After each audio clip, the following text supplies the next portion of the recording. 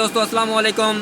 आज हम आपको बताने जा रहे हैं साफ स्टार्टर के हवाले से कि साफ स्टार्टर क्या होता है, इसका वर्किंग प्रिंसिपल क्या है, किस मकसद के लिए इस्तेमाल होता है। तो ये आपको सामने जैसा कि नज़र आ रहा है हमारे पास टेली मैकेनिक का साफ स्टार्टर लगा हुआ है। तो जैसा कि नाम से ज़ाहिर है कि साफ स्टार्टर किसी भी मोटर को स्टार्ट करने के लिए, स्मूथली स्टार्ट करने के लिए हम साफ स्टार्टर का इस्तेमाल करते हैं। जैसा कि आपको पता है कि हमारे पास किसी भी मोटर को स्टार्ट करने के लिए मुख्तलिफ प्रोसीजर हैं कि हम डीओल के ज़रिए भी स्टार्ट कर सकते हैं, स्टार्ट डेल्टा के भी ज़रिए स्टार्ट कर सकते हैं और वीएफडी के ज़रिए भी स्टार्ट कर सकते हैं। सॉलिड स्टेट रिले भी होती है, मुख्तलिफ तरीक़ेकार हैं। तो ये हमारे पास साफ स्टार्टर है कि किसी भी मोटर का जो टार्क लोड है उसको कंट्रोल करने के लिए हम साफ स्टार्टर इस्तेमाल करते हैं। जो स्टार्टिंग टार्क होता है हमारा, उसको कंट्रोल करने के लिए और स्टार्टिंग करंट को कंट्रोल करने के लिए हम साफ स्टार्टर का इस्तेमाल करते हैं। तो ये बेसिकली सादा अल्फाज में आपको समझाऊं तो हमारे पास एक 3 फेज़ वोल्टेज डिमर है। जिस तरह आप एक फ़ैन को कंट्रोल करने के लिए डिमर इस्तेमाल करते हैं, तो डिमर क्या करता है कि वो आपके वोल्टेज को कंट्रोल करता है। तो ये भी हमारा बेसिकली एक 3 फेज़ का डिमर है। ये इलेक्ट्रॉनिकली स्टार्टर है जो हम मोटर की स्टार्टिंग के लिए इस्तेमाल करते हैं। तो ये वोल्टेज को स्टेप बाई स्टेप बढ़ाता है कि जिस तरह अगर आप डीओल के ज़रिए एक मोटर को स्टार्ट करेंगे तो वो आपका 6 to 7 टाइम्स जो होता है, या 6 to 10 टाइम्स जो स्टार्टिंग टार्क होता है वो होता है। मान लीजिए आपकी मोटर के आगे कोई लोड लगा हुआ है, जिस तरह कोई गियर बॉक्स लगा हुआ है, कोई कन्वेयर लगी हुई है, कोई और भारी भरकम लोड लगा हुआ है। तो उस मोटर को जब आप ऑफ कंडीशन के बाद आप स्टार्ट देंगे तो ये वो एक ज़्यादा आपसे स्टार्टिंग टार्क लेगी, लाइन पे आपका लोड पड़ेगा, ज़्यादा करंट लेगी। तो उसको उस स्टार्टिंग टार्क को कंट्रोल करने के लिए हम साफ स्टार्टर इस्तेमाल करते हैं।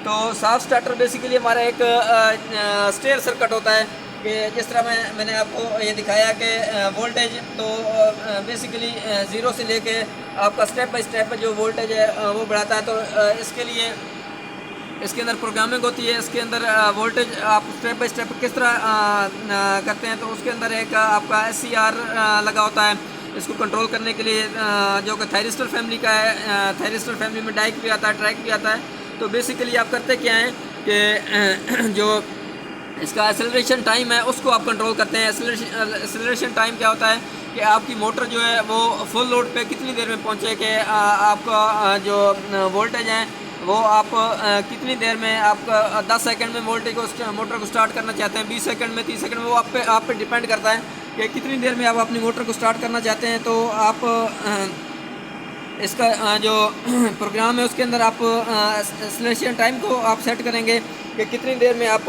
इसको मोटर को फुल लोड पे ले जाना चाहते हैं।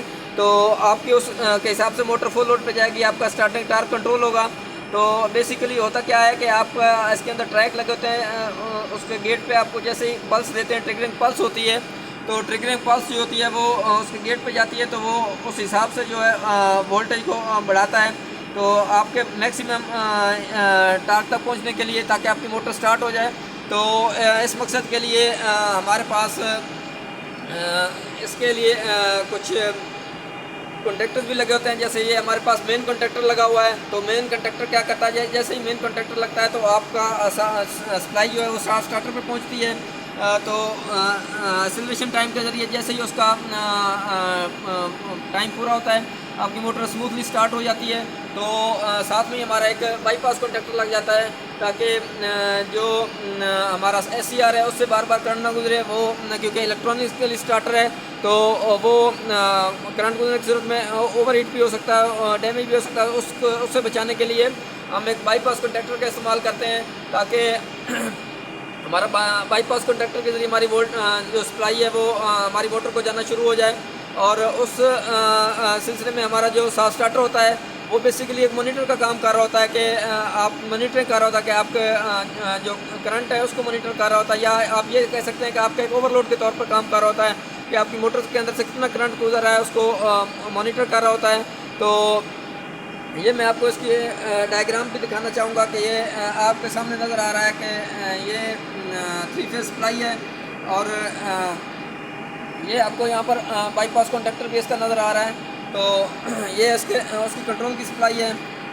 सामने आपको कंट्रोल के लिए वो कुछ रिलेज लगी हुई है, वो भी मैं आपको दिखा रहा हूँ। तो ये एक मुकम्मल इसकी उम्मीद है आप दोस्तों को हमारी काविश पसंद आई होगी।